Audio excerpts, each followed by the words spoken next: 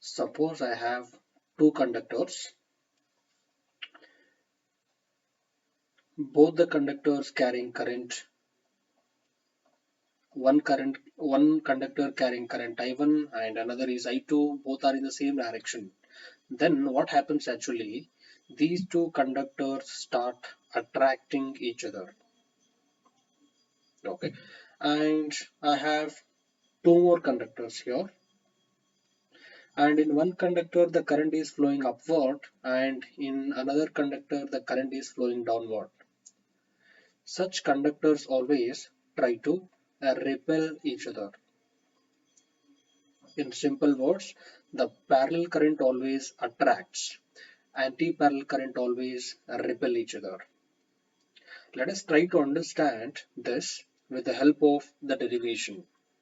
And for that particular derivation, we need some of the concepts we studied in the last videos. Some of the earlier videos we studied it. Okay, what we need for that? Suppose I have a conductor here. If this conductor is allowing the current in it, I current, then I want to calculate the magnetic field produced by this conductor at a distance r. That can be calculated by using the formula B is equal to mu naught I divided by 2 pi r, where r is the distance where we are calculating the magnetic field. And remember this one, and one more relation we must remember, and that relation is that suppose already we have a magnetic field, already we have a uniform magnetic field. In this magnetic field there is a conductor carrying a current, then definitely it will experience a force, and that force is given by the formula F is equal to I B L sine theta, where L is the length of the conductor and B is the magnetic field, external magnetic field applied, and I is the current flowing through a conductor. So remember these two formula and one more rule called as the Fleming's left hand rule, or you can remember one more rule, that is right hand thumb rule. That is, if you hold any of the conductor in the grip of your right hand so that the thumb should point in the direction of current, then the curled finger represents the direction of the magnetic field. So if you hold this conductor in your right hand, the curled finger, the fingers will go inside from the right and comes outside from the left side of this conductor. So remember these concepts and let us start doing the derivation with the help of the slide. I have a slideshow over here.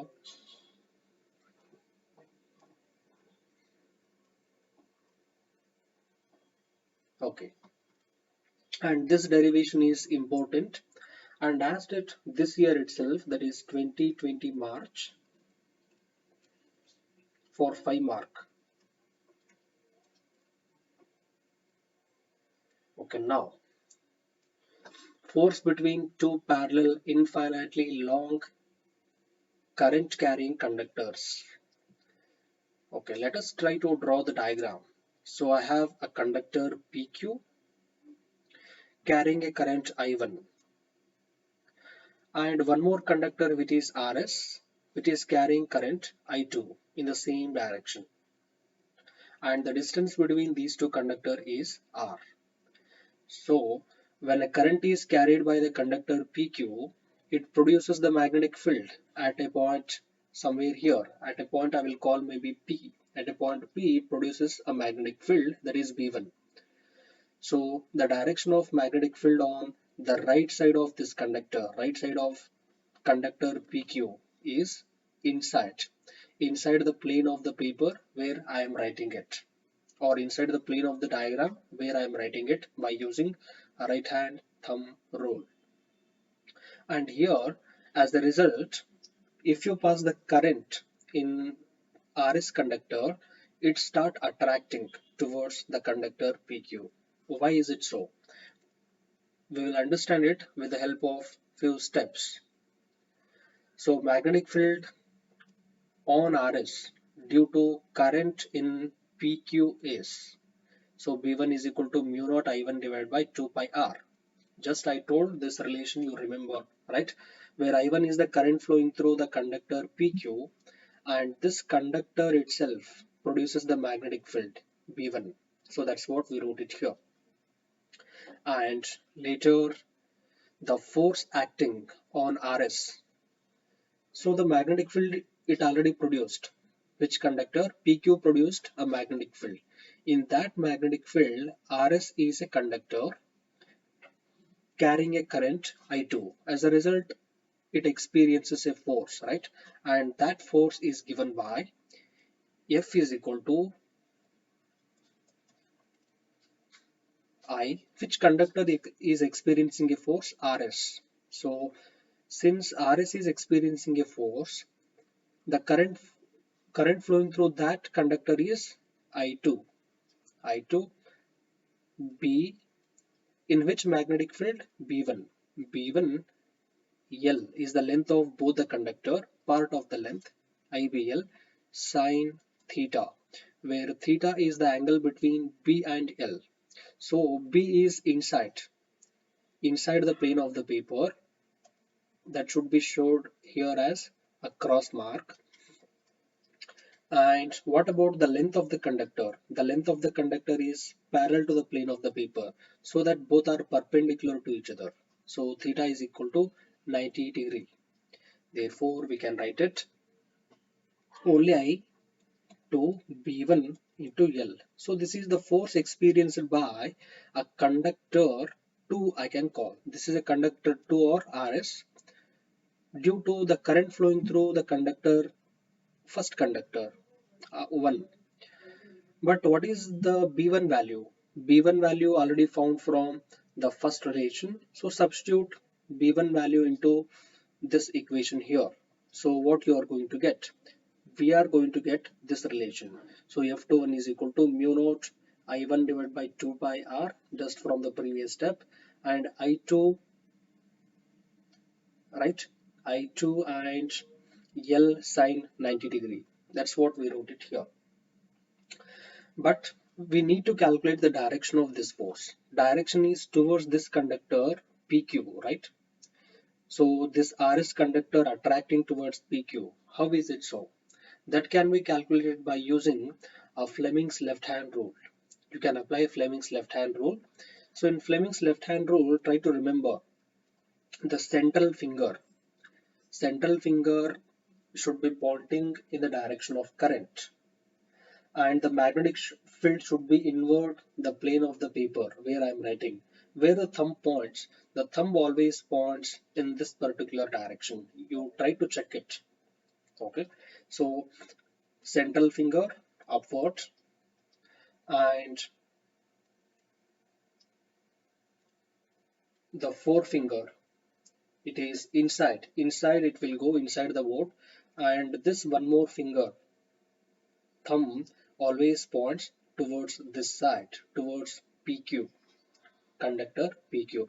You can try it with your left hand and apply it. You are going to get the force is acting towards the conductor PQ.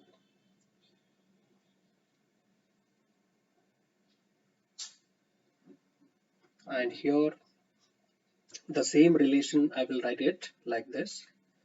So F21 is equal to mu naught I1 I2 into L divided by 2 pi R. Okay. Next.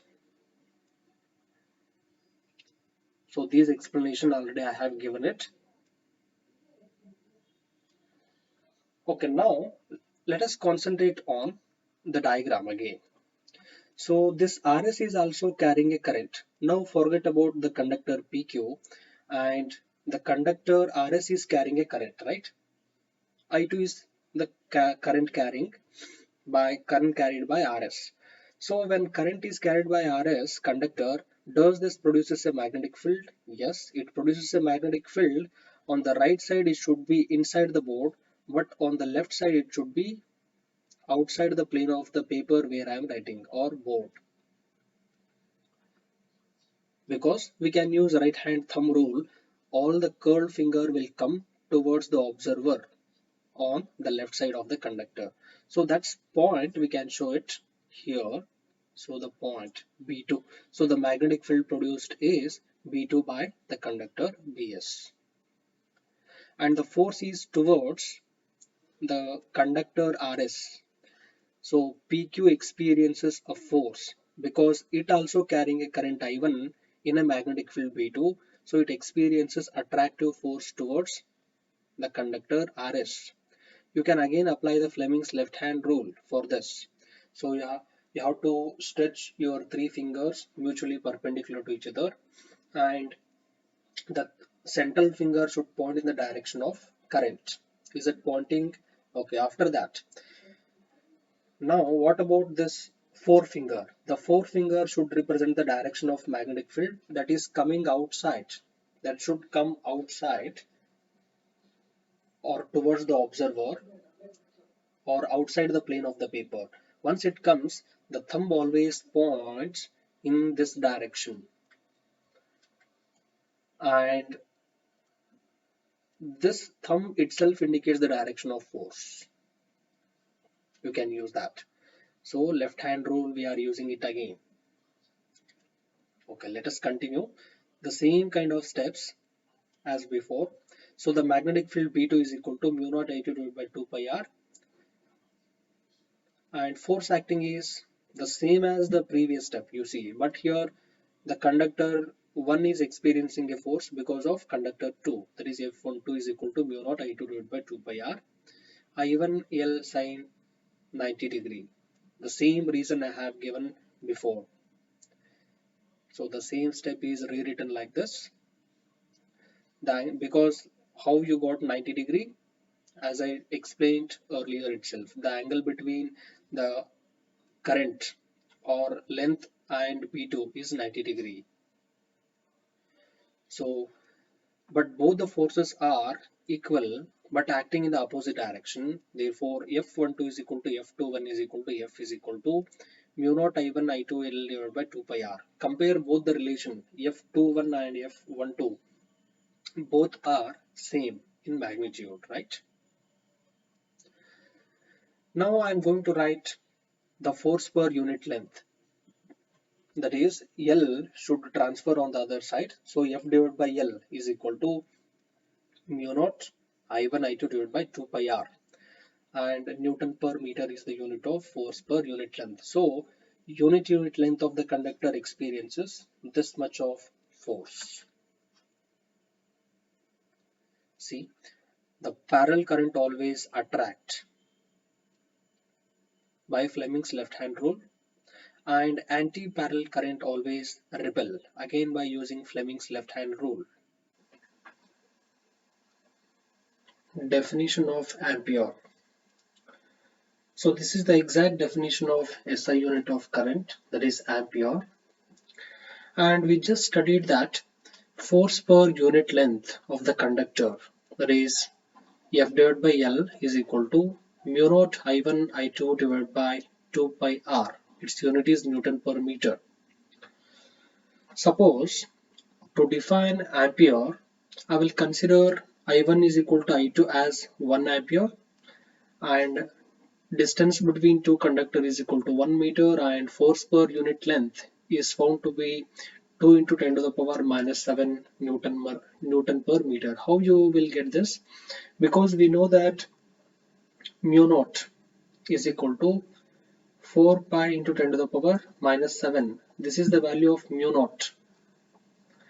Now, if you just consider the value of this here, substitute, including this value, you substitute here. So what you are going to get, F divided by L is equal to mu naught. Mu naught is 4 pi into 10 to the power minus 7 into current. I1, I2 is considered as just 1 amp divided by 2 pi into R value is also considered as 1. So now if you just solve it, you are going to get 2 into 10 to the power minus 7. This is the value of F divided by L. So if I1 I2 is equal to 1 meter 1 ampere in two conductors, so the current carried in a conductor I1 I2 both are unit amps, and distance between them is also 1 meter. R is equal to 1 meter. Then force per unit length is found to be 2 into 10 to the power minus 7 Newton per meter. Now we can define ampere. So 1 ampere is that current which, if passed in each of two parallel conductors of infinite length and placed 1 meter apart, that's what we considered. 1 meter apart in vacuum, that is why mu naught we considered. Vacuum means mu naught. Causes each conductor to experience a force.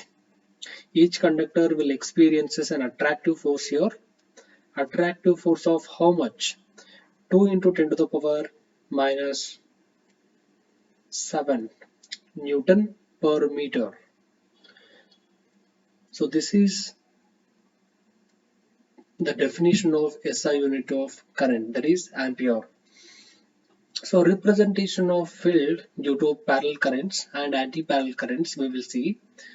So this is the representation of parallel current here.